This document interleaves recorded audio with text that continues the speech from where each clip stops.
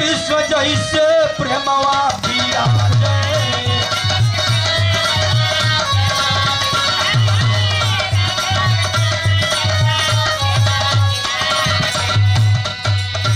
वीर हनुमान जी के बलवा नेवाजे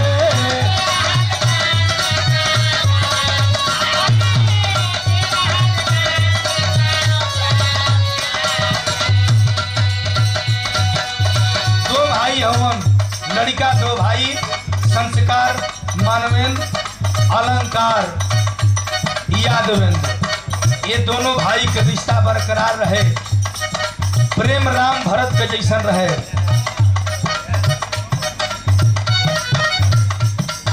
ये हमारे मामा श्री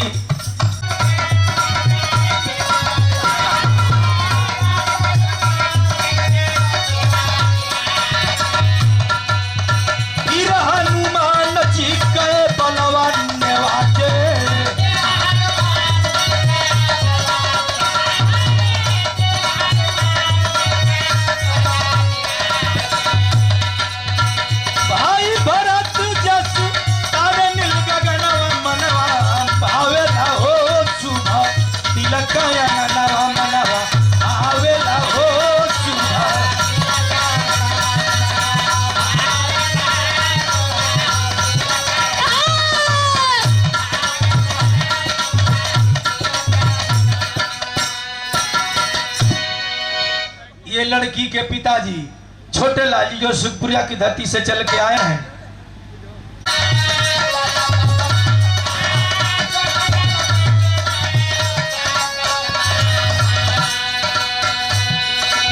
आज लड़की जो चंदा है सीता के रूप में, पिता जो छोटे लाली है राजा जनक के रूप में आई नहीं। ये करा की है हर्षदेव यादव जौन दशरथ जी के उपाध लेके आज बैठल हूँ। छोटे लाल बेटी बाप जनक समान हो